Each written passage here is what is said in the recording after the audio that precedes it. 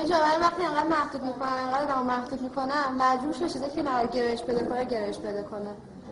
این تعلقاتی که مثلا از طریق ماهواره اینا هستش خدا میره راحت اونا رو قبول میکنه. چون واقعا جامعه رو انقدر محدود فشرده کردن این جامعه رو که آدم اصلا توش داره خفه میشه. یعنی واقعا هیچ کاری نمیتونه بکنه. انگار توی آدم‌ها توی زندون کردن. یعنی واقعا این کار کردن در حق همه مردم.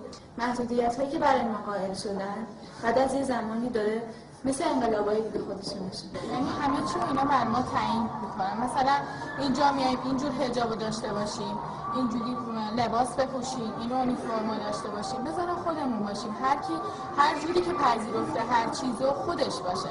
تو جامعه‌ای که هر جوری با باوراش بزرگ شده هر کس باوری دارن به ما میقبولن. من دلم میخواد یه ایرانی داشته باشیم که توش احساس آرامش داشته باشیم. مثلا من الان به عنوان جوان ایرانی هیچ وقت از زندگیم راضی نبودم. من دختر دلم می‌خواسته پسر باشم. من دانش آموز دلم نمی‌خواسته توی این مدرسه درس بخونم. این نظام آموزشی، این شرایطی که تو جامعه ما مهیا بوده واقعا برای من وحشتناک بوده.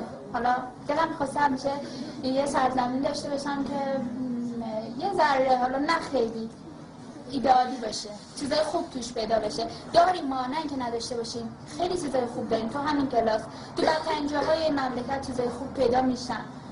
فقط اینکه خودمون هم نمیخوایم باورش کنیم. اینکه اعتقاد داریم نه ایران از دست رفته، خراب شده، باید گذاشته رفت. اگه هممون باشیم، اگه هممون فکر این داشته باشیم که بخوایم بسازیمش، بخوایم درستش کنیم، بخوایم همونی که خودمون میخوایم باشه. تو میخوای این کار بکنی؟ من میخوام، خیلی هم دلم میخواد، ولی نگرانم برای بچه‌ای که در آینده قرار داشته باشم. اگه قرار این شرایطی که من داشتم و داشته باشم میخوام نباشه. میخوام درم. چرا باید اینجا بشه؟ چرا باید رنجی که من از بچگی تحمل کرده باشم؟ بهتر نباشه. یا نباشه یا اگه هم هست اینجا نباشه. یه جایی که برای شرایط ایدئاله. همونجا باشه. چیه اون شرایط ایدئال؟ زندگی سالم. ما هیچ کدوممون نداریم. تو همه بچه این کلاس شاید یکی دو نفر شاید هم نباشن. یعنی هیچ کس نیستش که کاملا اون نه آزادی، همه چیز. یه زندگی آزادی میخواد و خیلی از مسائل در کنار آزادی نداریم. نه من دارم، نه دوستان دارن، نه یه ایرانی داره. برای بچه‌هاش مادر خوب، برای شوهرش همسر خوب باشه. ولی من فکر می‌کنم فقط آرزوی من همین باشه. تو آرزوی مادر تو الان داری ولی مادرت هم یه زمان جوان بوده دیگه، مخالفم با هر چیزی. اصلا زن‌ها تو این جامعه نمی‌تونن آرزو داشته باشن. آزادیمون در حد جوونامون هست؟ نیستش، درسته؟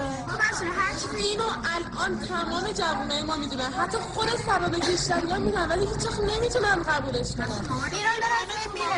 ایران دارن در میگن. چرا دارن در میگن؟ من و تو باید یه کاری کنیم که ایرانمون اسمش منصور جان با یک کار که بهار نمیشه. عقیده من اینه که ایرانو بسازن. عقیده تو اینه. عقیده دوستای همسن چیه؟ برن آمریکا تو دیپلمشون رو بگیرن، سن قانونی برسن، پاسپورتاشون رو بگیرن، از این کشور فقط برن. این اوضاعی که برای ما پیش اومد شما فنا شد. اون حادثه پول دانشگاهی نشون من تو جریانشو میدونی. من جریانشو به بابش مثلا برام تعریف شده شنیدم. چرا باید دانشجوی ما اینجوری امنیت نداشته باشن؟ من دوست دارم دانشگاه رو قبول شم. چرا پدر من دیگه تو دانشگاه تهران قبول نشد تو مسائل سیاسی من نمیتونم دلنگرانم. من آقای خاتمی رو به شخص قبولش دارم. درسته که الان تمام جوانان نداشتن آقای خاتمی برگشت، ولی همچین اجازه به آقای خاتمی تو جامعهمون ندادن که بخواد کار کنه. خودشون از جورش ترسید. آقای خاتمی هر کسی جور خودش رو دوست داره. درسته؟ هر کسی آقای خاتمی هر کسی جور خودش.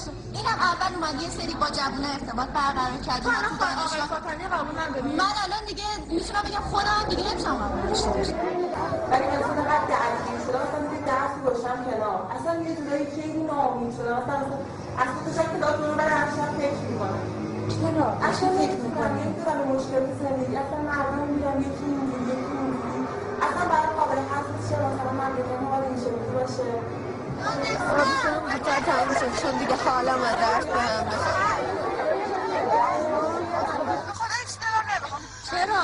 من دامن مینی زوب میخوام. من که رکابی بپوشم برم بیرون. فقط چجوره دیگم؟ آزادی بیان نیست تو جامعه اصلا. تا میخوای حرف بزنی یا ترورت میکنن یا شب میاد سرتو میبرن، ولی تو کشورهای خارجی میتونی جلوی رئیس جمهورش قشنگ فحش بدی، سرت ماشین رو فحش کنی بدون اینکه یه دونه چجوریت میگم چی میگی؟ بیهوده است.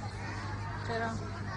باقی که وقتی نه تو جامعه نه آدماش اهمیتی به زندگی میدن، اصلا زندگی رو پوچ و بیهوده نگاه میکنن، من چرا با ارزش پیداش کنم؟ خدا هم بیهوده نگاهش میکنه، چه برسه به ما. میگن خدا به آدم اختیار داده. این سوال من خیلی پیش میاد، بعد چجوری به ما اختیار داده شده ولی از قبل راه ما از موقعی که به دنیا میاییم تا موقعی که میمیریم مشخص شده. این چجوری نه جامعه بهم اجازه میده تو رو درست راه و روش هم پیدا کنم، نه دوستام، نه زندگیم، نه افرادی که دور و برم هستن. حیوان صحبت نباشه.